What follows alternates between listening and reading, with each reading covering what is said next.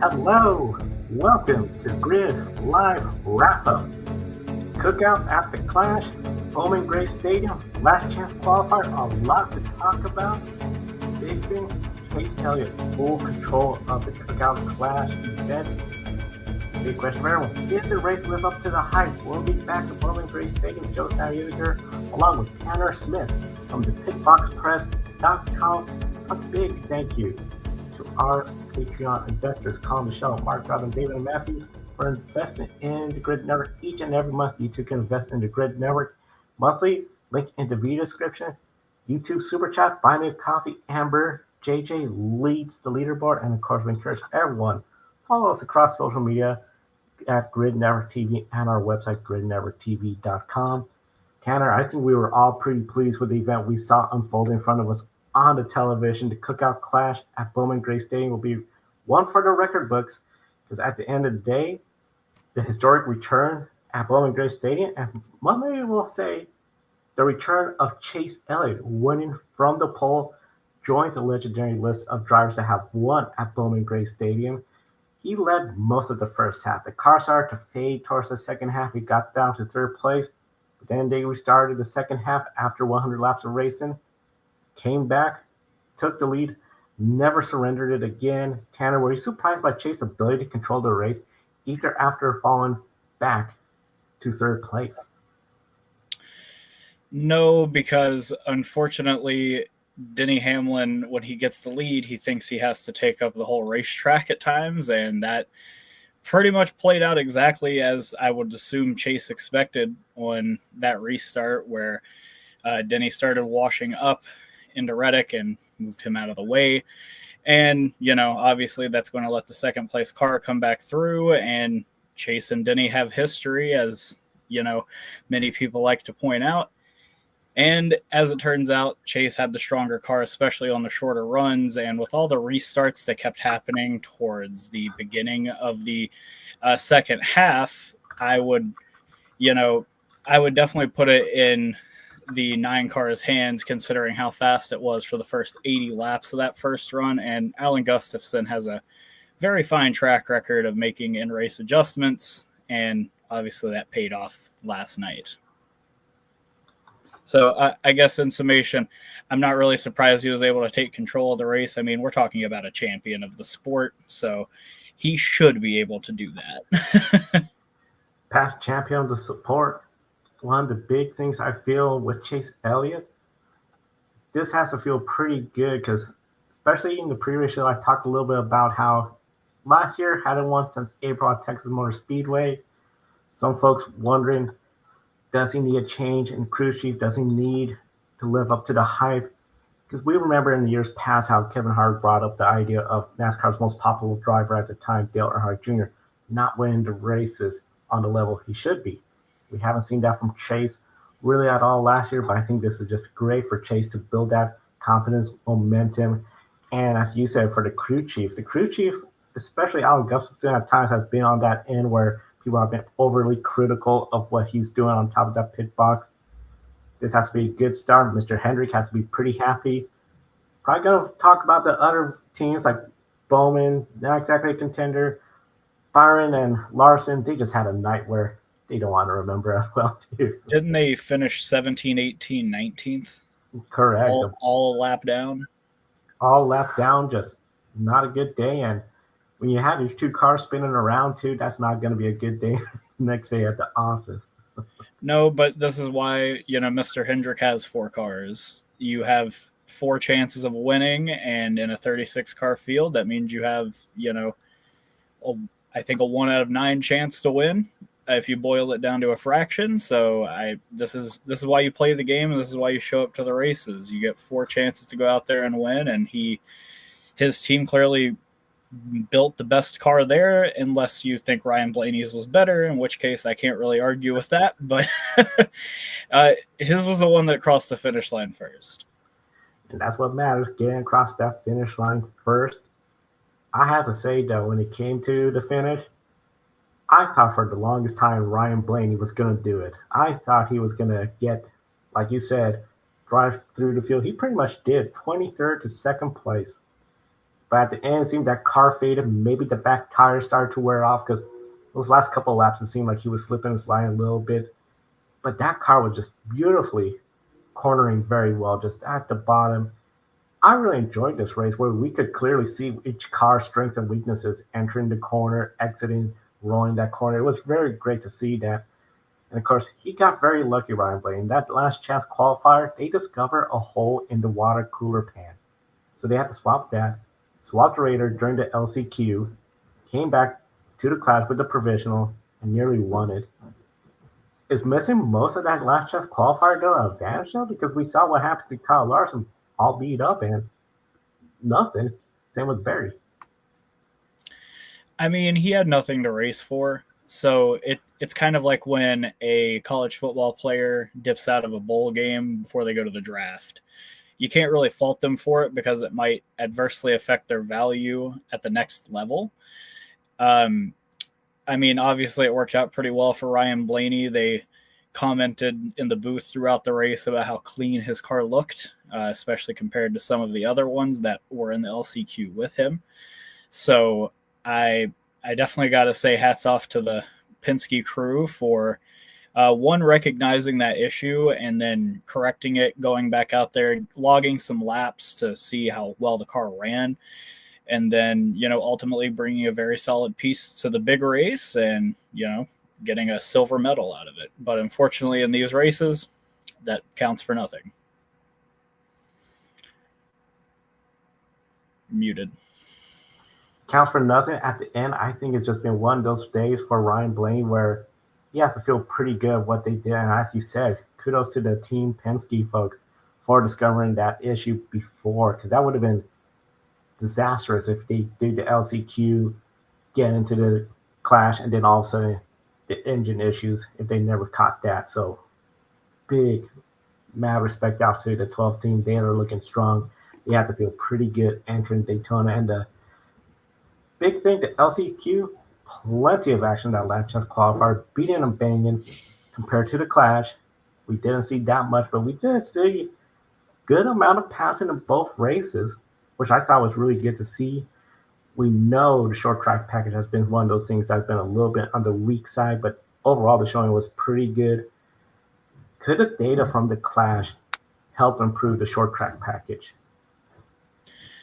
I would like to think so, but I think that we went through 3 years of running at LA with, it's a different layout, but the principles of it are the same and how short and tight the track is. So we did 3 years of that, and the short track package never really improved very much over that time. I will say that last year's Martinsville race, last night's race kind of played out similarly to that one, where, Ryan Blaney has to charge back through the pack and chase a Hendrick car down. In fact, it ends up being the exact same Hendrick car. It's just that this time he wasn't able to catch him. So I think as far as the data from last night helping improve the short track package, I would like to think it could, but I mean, given the evidence we've seen over the past couple of years with NASCAR really not doing a whole lot to help the short track package, even after lackluster events at short tracks, I can't really give my vote of confidence that that's what's going to be done. I have to agree. I just don't see that occurring where when NASCAR, the short track package, trying to make those improvements here and there, is a little bit of a struggle when it comes to getting this car working better and better. So overall, I think it's going to be one of those deals where if we could see this again, particularly Martinsville, because I heard drivers comparing here to Martinsville, that could be a good benefit, a good starting step. But really, when it comes to the short tracks, I'm thinking Bristol. Well, and it's not going to help there. Not going to help there, exactly. You're more hoping maybe the tires will have that same weird effect last April. Yeah, you would hope. My one qualm with the short track package as a whole is that it isn't used at Bristol. I don't really know why, but I feel like that track almost just needs its own package at this rate. Yeah. If we can't give it the lower downforce short track package, then we need to find something else to make the cars harder to drive. So, yeah, overall, like the short track package looked fine enough last night, but I think it was overcome a lot by drivers just plowing into each other, which is kind of how you have to pass at that kind of a track. Yeah, exactly. It's sort of like the old Bristol where before the repave in 2007, you just needed that bumper because that bottom lane was the one to do it. North Wilkesboro stands out. North Wilkesboro hasn't exactly had the most greatest return. Kyle Larson dominating the first year, Joey Logano dominating last year. But I think it's going to be, again, especially looking at Richmond, the tire compound, I feel, makes the bigger difference when it comes to the short tracks. So it'll be really interesting to see if we see more emphasis. We know potentially softer tires, well, there will be used at Phoenix. So it'll be interesting to see how that plays out and potentially affect the championship race. Of course, that's a big picture, much further ahead. Going back to the Clash, or at least the race before the Clash, Ty Gibbs. Oh my goodness, what is going on with Ty Gibbs? I gotta say, last year, Ty Gibbs seems to have that meltdown. Everything going on with Joey Logano, just not a good day. Here we come to Bowman Gray Stadium. He's up towards the front. He's leading the race. And I thought at this point, it's like, hey, he and Larson are going to be the two to get in. Then he gets passed. Then he gets passed again. He falls to sales. He spins. Then he tries to retaliate against Justin Haley by driving into him. He goes viral because his car went airborne. 3 out of the 4 tires up in the air. And I'm just thinking, what are you doing? I know you lost those positions. You got a fast car, though. You could get up towards the front. And his day just went from bad to worse. Last lap, he goes spinning. It's like, he cannot wait to leave Bowman Gray Stadium. He's probably the one driver that's like, I don't like this track. And we've known people have been very critical of Ty Gibbs in the past, especially about his maturity level. Ty Gibbs, Martinsville, everybody's going to remember that, especially what he said afterwards. Then there's last year at the Clash. Now this year. And this is coming off a season where we thought, hey, he could get his first win. He got into playoffs, but he was a first-round elimination. Was last night an indicator that there is still more maturing needed by Ty Gibbs, or was this simply short track, short tempers? So if you go back to the end of 2024, Ty Gibbs went the last 5 races without finishing better than 30th. Yeah. I don't think enough attention was paid to that considering the playoffs and the championship drama that ensued. So we have three different races in that time where he gets involved in some form of an incident. I'm thinking notably of Phoenix, where he bottomed out on the beginning of lap 2 and wrecked in the dog leg, which I've frankly never seen before. And that track layout has been changed for 6 seasons now. So it's definitely not something new to these guys. I think that Ty Gibbs, we need to really keep in mind how old he actually is. I know that there is a lot to be made about like, oh, you need to be better than this or, yada, yada, yada. But at the end of the day, we're talking about a 22-year-old. And I think if a lot of people that are thinking with hindsight in mind go back to how they acted at 22 and take that perspective in mind, they might come away with a little bit more empathy for the guy. I think that a lot of what happened last night and Saturday night can be chalked up to it being a short track and an exhibition race. I do think that Ty probably should get sat down by a coach and given a nice talking to today. But, I mean, this is the kind of stuff we want to see at short tracks, is it not? So why should we castigate these guys for, getting a little elbows out, getting a little extreme, paying guys back? I don't know why we're getting all, hot and bothered about it. I 100% agree with you. I feel this is just short track racing. Now, did he look a little bit like a fool making his own car go airborne? Yeah. But it I was mean, cool. it went viral. Yeah, people are putting Lightning McQueen face on there. Everybody's loving it. I mean, and at the end of the day, he's still very young. This is only going to be his third full season, so he still has plenty of learning ahead of him. Overall, I think he has improved. I mean, last year, he was looking good entering the playoffs. I thought he was going to get a playoff win. He could have easily won that Atlanta race. Had that happened, different story. But the last 5 races, that season just collapsed on him. And I think that team, Tigers, could easily just say, okay, we're moving forward. Not going to talk about the clash. Learn from it. Get ready for Daytona because we know Daytona, the nature of that. You have a fast car and Joe Gibbs racing, they're always going to be fast. He could be a spoiler upset winner if the cards play out right for him. Yeah, and one last thing I'd like to touch on is the kid can compartmentalize very well. Like let's not forget, yes, he did wreck Brandon Jones at Martinsville right before the finale. He got roasted over the coals the entire week by everybody in the sport, and then he went out and won the championship anyway. So, I mean, he's got good resolve. He clearly can get past these kind of moments and continue to perform. So I don't think it'll be something that will linger on too long because, like you mentioned last year at the Clash, he had a similar confrontation with a driver, and then we never talked about it again. So we'll just have to see. But I'm not feeling any less confident about how well his 2025 is going to go.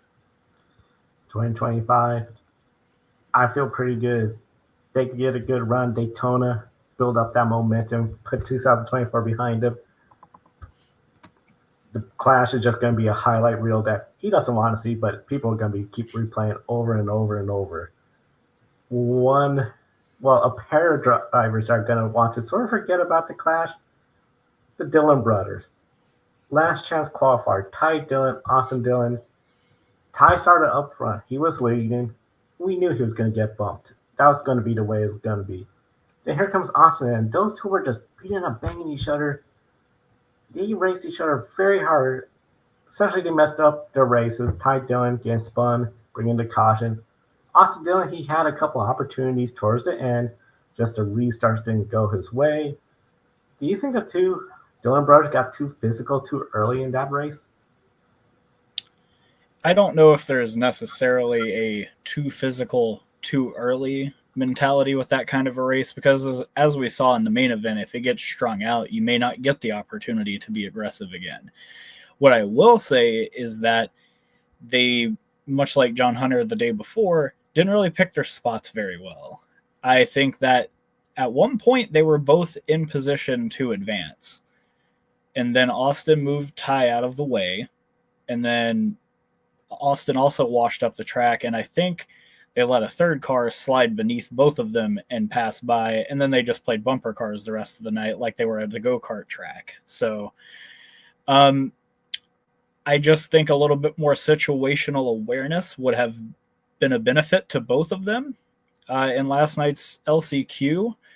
But like I said, I don't think that there is an aggressive too early in that kind of an event where you don't know if you're going to get the opportunity to get back at somebody. But I do think when you and your brother are both in a position to advance, maybe just accept that second is fine. That's what I would have resolved to think, but that's just me, I guess.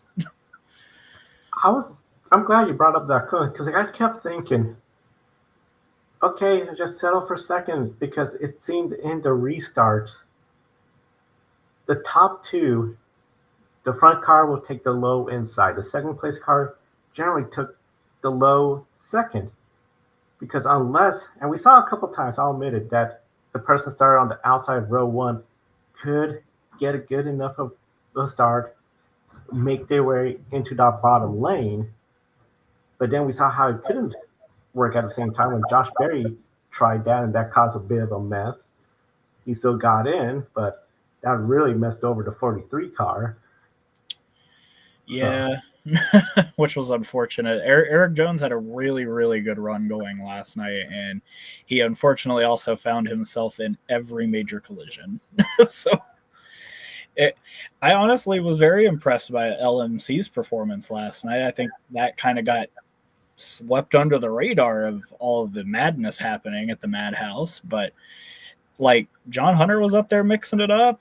Eric was leading for portions of it.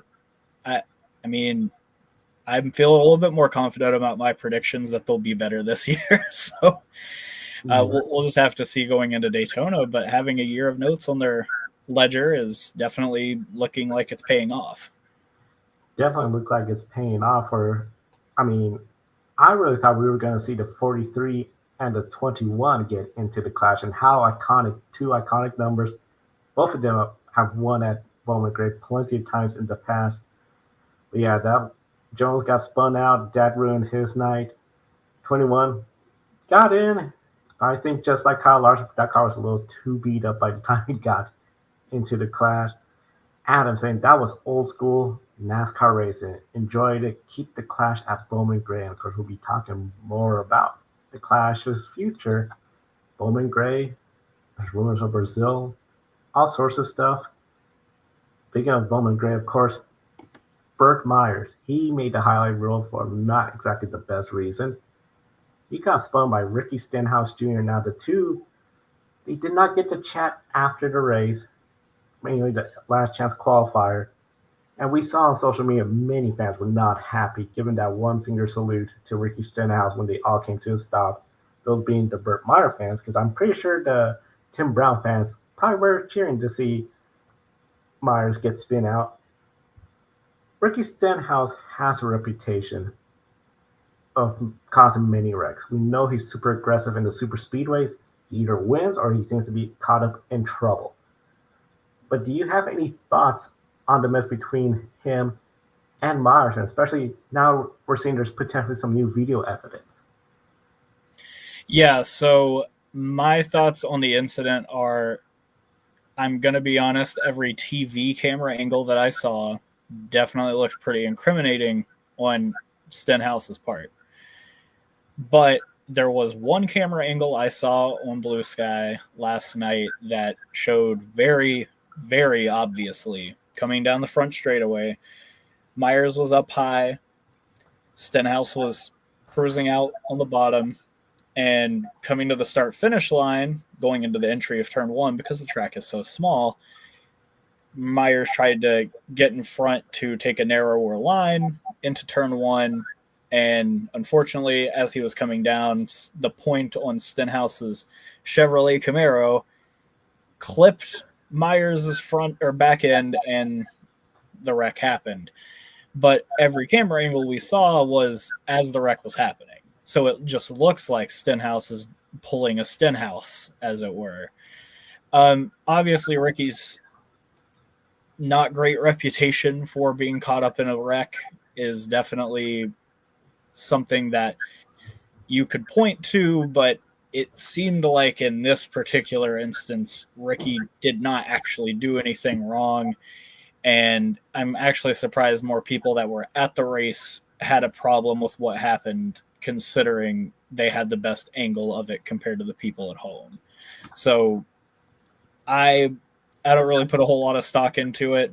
It's unfortunate that happened to Myers, but I also don't really know why his car jutted to the left so abruptly without really knowing if a car was down there yet or not. I guess it's a product of him being in the car for the first time, at race speed compared to the day before. So, a little bit of the inexperience and knowing where your corner is and where your bumper is might have played a factor in that incident. Yeah, one of the things that was interesting was how Clint Boyer at one point, after we're looking at some of the replays, saw maybe he got loose as that rear end wiggled.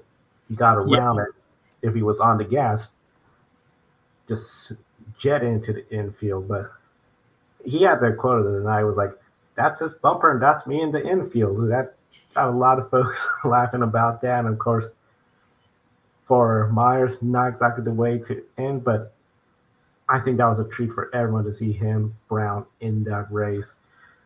Now, of course, after the race, a lot of people were talking about the thrill of the race. Bob Pockris, Fox Sports, he asked Joey Logano, Ryan Blaney about returning back in 2026 to Bowman Gray Stadium. Now, both drivers said it was packed house, but let's be honest, it's a much smaller venue seating wise compared to the Coliseum, compared to Daytona. Overall, though, do you anticipate NASCAR coming back to Bowman Gray Stadium for the Clash? I definitely anticipate them returning, but I'm not sure if it'll be next year or a couple years down the line. I think NASCAR is in a place where they don't really know what they want the Clash and the All-Star race to be, because as a sports watching society, it seems like we are moving further and further away from the All-Star game, All-Star race format that has kind of dominated major professional sports in America for the past 50 years. So with the Clash, obviously we tried something new for 3 years, and I think the first 2 years, when everything went according to plan, were mostly a success.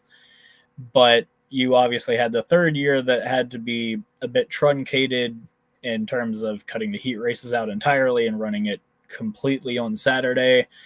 I think that put a massive damper on us ever going back there for a good few years. But I saw a couple of ideas thrown out on The Athletic about maybe going to Brazil next year for the Clash, and I just think that maybe Bowman Gray should probably get another year just to help revitalize that area just a little bit more, and to, maybe just try to capture the same magic that we had this weekend. I gave the race a 8 out of 10 on one of my friend's polls that we did in his Discord, and I thought the race was great. I thought the LCQ, though it was messy, was still a really fun race to watch for the most part.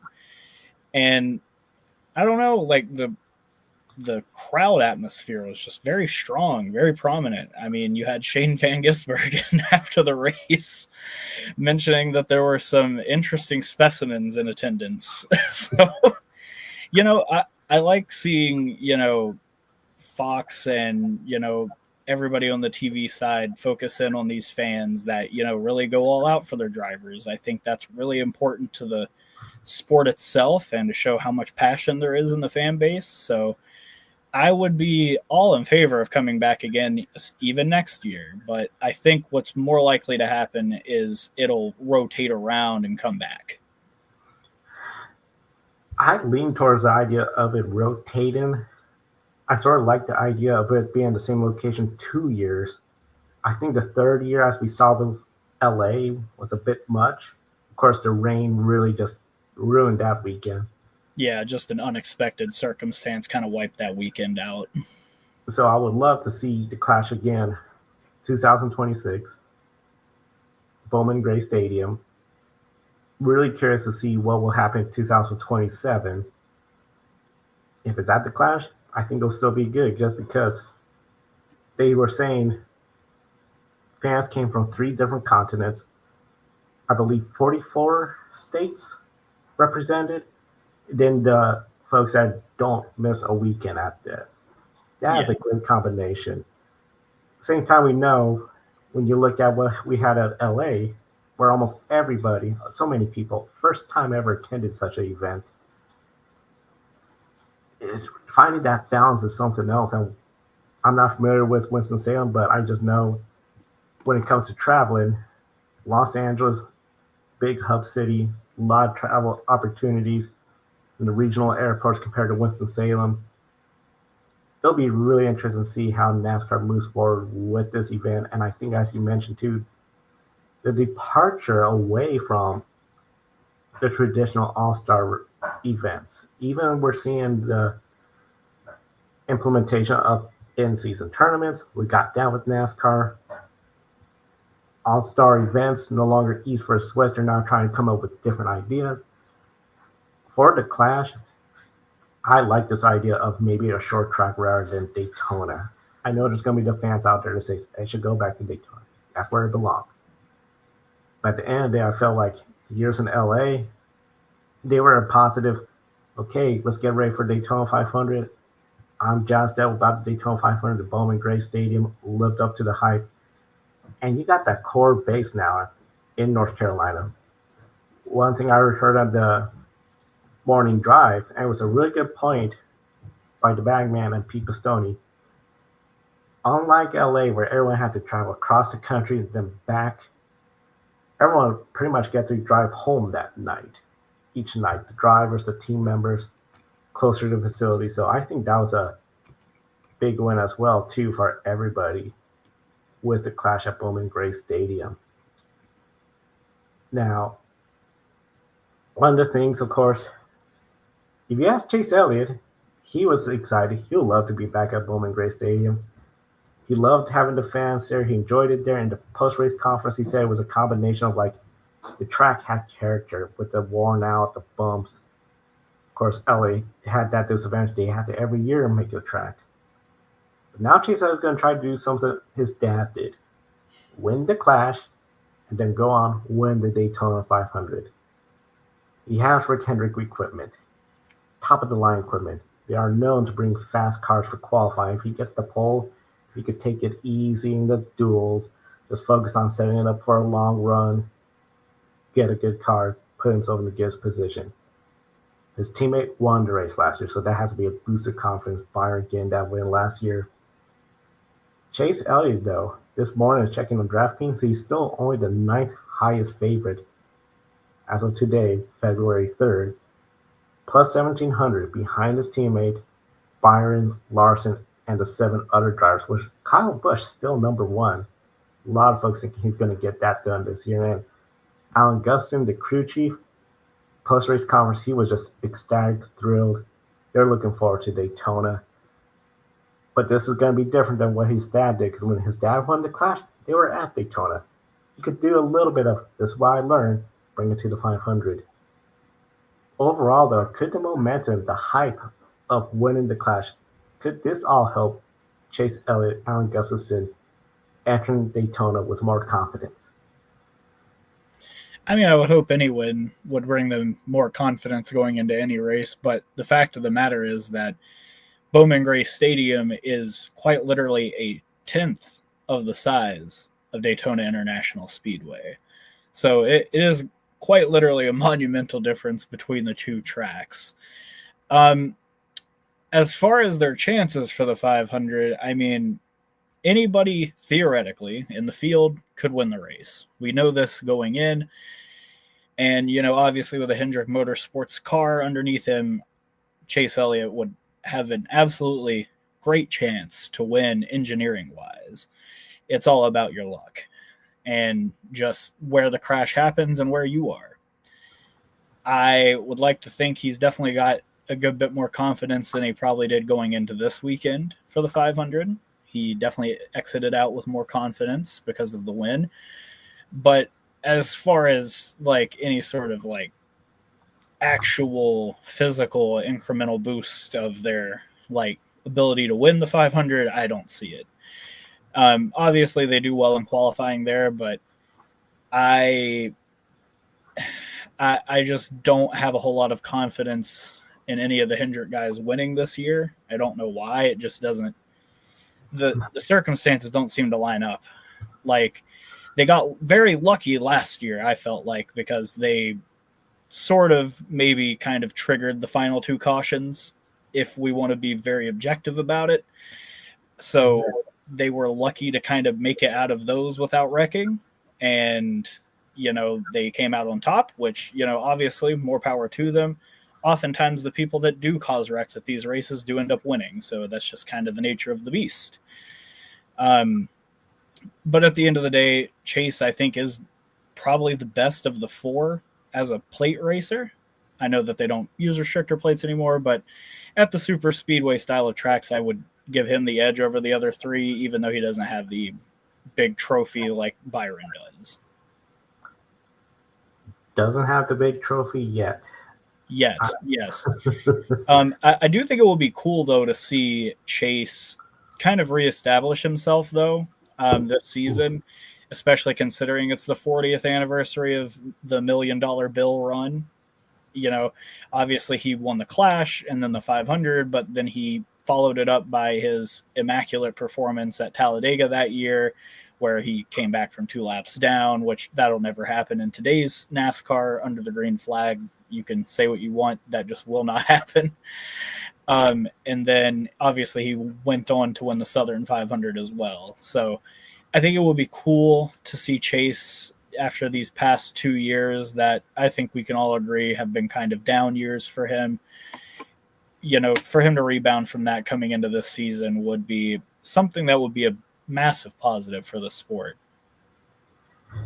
It would be a huge positive. I think you have, because what makes NASCAR so different, motorsports, compared to the stick and ball sports, there, if you have a popular star like a LeBron James, Tom Brady, they have championship rings, they have records.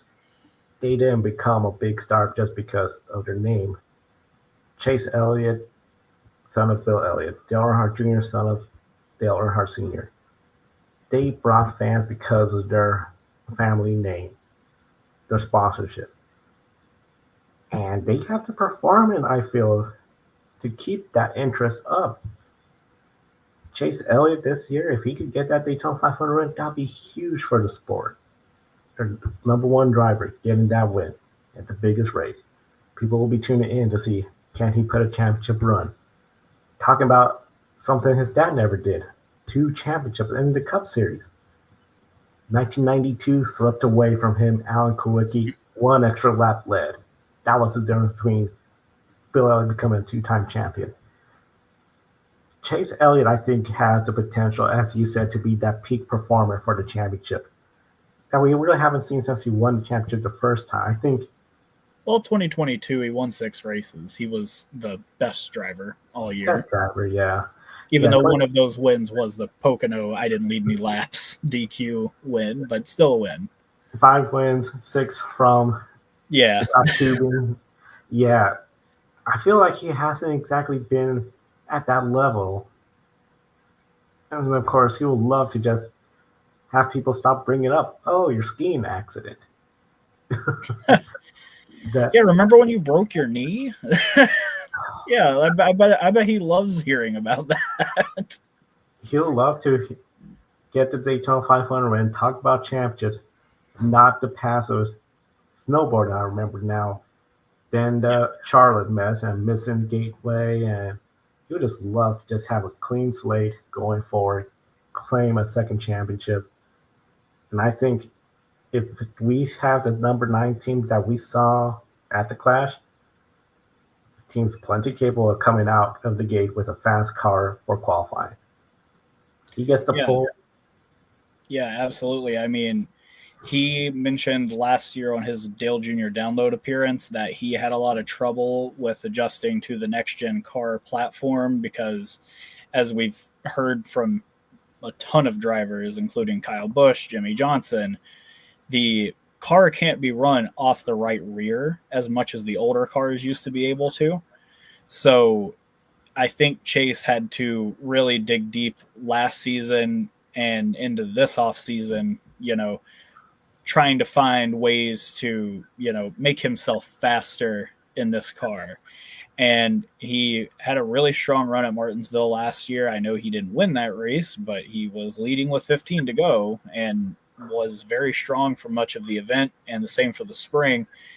I think that he may have found something with Gustafson in the last, 18 months that hopefully will help turn them around. I mean, he hasn't won a road course race in the next gen car yet, which is pretty surprising considering his prowess beforehand. So, I mean, hopefully this is an indication of things to come. But, I think that given what we've seen over these past 2 seasons, we kind of still need to be a little bit more hesitant with having our heads in the clouds about it. He only has 1 win in the last 2 seasons, and though he was really consistent last year, he never really showed race winning speed. So I'm going to need to see them do that on a 400 lap, 500 lap race before I really put my confidence in them being like a favorite for the year. Yeah, definitely. He needs to have that speed week in and week out. I feel that's really been missing a lot too, and he could do it. And how cool would it be if he was to get such a good year on the year, 40 years from when his dad won the Winston Million at the Southern 500? I mean, I wish we had a program like that. You win the Daytona, Well, we do now. We have the in-season tournament to look the forward to in-season this tournament. year. I guess is the closest. Yeah, Isn't that like a $3 million payout or something like that? It's going to be a big money, big from what I money. understand. So, I mean, maybe he wins the in-season tournament, but falls short in the championship like his dad did. Who knows? Yeah, that could be the case. Be really interesting. Of course, that in-season tournament during the Amazon Prime TNT. That's going to be really interesting to see how that's going to play out this year. If that could be a brand new tradition, because I feel we've been missing something since the Winston Million disappeared. Didn't have anything with Sprint, Nextel, nothing with Monster Energy really. This could be really exciting to see, and very excited for 2025 NASCAR Cup Series season. Of course, subscribe to us right here on Grid Network. Now it's time for our shining moment. We encourage everyone share your shining moment, your favorite moment from the race weekend. We'll display it right here in the chat room. Tanner, first time we're asking you for your shining moment of the weekend. What stood out from you this weekend that was such a positive to be your first shining moment here on the Grid Network? Well, I nearly had the shiningest moment of the weekend calling Blaney's last to first challenge, but I fell a spot short, it seems. I would say out of everything that we saw this weekend, it was very impressive to see Shane Van Gisbergen really adjust to this extremely short track, type of track that he's never really raced on before in an asphalt car. I thought his performance was very impressive. He stayed in the 7th to 10th range practically the entire night and came home 9th. And I think for a guy that has a not short oval background, that to me stood out very much. As far as anything else, though, like I said, Ryan Blaney being really good at a short, flat track, it's a day that ends in Y. So I wasn't as surprised about that. But overall, SVG's performance was definitely my shiningest moment. Great performance by Shane Van Gisbergen. For the longest time, was the highest run in Trackhouse car. I mean, had Chastain, Suarez. Overall, that was a good shining moment. My shining moment, I would have to say, has to be the crowd turnout for the entire race weekend. We know when it comes to NASCAR putting on these events, the first year always seems to be the biggest draw. The second year, that's going to be the test. How is the turnout again? And then the third year traditionally is the sort of that deciding factor of where this event's going to take its next steps. For the Clash, I felt the turnout for the late model race on Saturday, great turnout. They stuck around for practice, for qualifying. Yes, it's a smaller facility. Yes, people are gonna bring up, well, there's fewer seats, Joe. Yeah, but they came out and they showed up. There's a lot of facilities where we don't have that kind of level of attendance. Granted, there's more seats for qualifying, for practice. Now we got a little bit more practice this year, qualifying, and then sold out, passionate fan base at Bowman Gray Stadium. This was a huge hit. I am very confident it's going to be another sellout next year. I don't see. Oh, absolutely. I mean, I have no doubt in my mind. No They might doubt. have put in more seats. If they can find ways to put in extra seats, they totally will. And I feel, as much as I like what NASCAR did with LA, I thought that was a great effort and everything. Same time, we know LA, there's a lot going on, a lot of different options and events here and there to attend. Winston-Salem, that was the big event. will be interesting to see what's going to happen with this event in the future, but I'm confident NASCAR will be back in 2026. I just cannot see them saying, it was nice, Bowman Gray, we're going to Brazil or we're going somewhere else. I think See they you have later. we have to see them one more time, or at least two more times. Because at the end of the day, that was a great effort. Kudos on NASCAR for putting it together. If you haven't seen NASCAR.com documentary on the history of Bowman Gray putting together this event, Ben Kennedy visiting the site, making an announcement, and the history of this track is just really a wonderful piece. I encourage everyone to check that out. Encourage everyone to again subscribe, hit the bell icon to Grid Network right here. Don't miss any of our programs. Follow us across social media at Grid Network TV, and of course, written articles from Matthew Bro will be coming once the Daytona 500 starts up. And of course, all thanks to our Patreon investors. Comment the show, Mark, Ron, David, Matthew for investing in us. You too can invest in us. Link in the video description. And of course, YouTube Super Chat. Buy me a coffee. Get your name on the leaderboard and try to take the lead. Overall, what a start to 2025. I'm very excited. Going to be a fun year. And of course, Grid tonight later this week. And then we don't have a Grid Live race weekend, but we will next weekend for the big one, the Daytona 500. Don't miss out. Subscribe, hit the bell icon, and definitely give the video a thumbs up. Share it with your family and friends that enjoy motorsports. For Tanner Smith, I'm Joe San Diego. Thank you for watching today's program. We'll see you next time.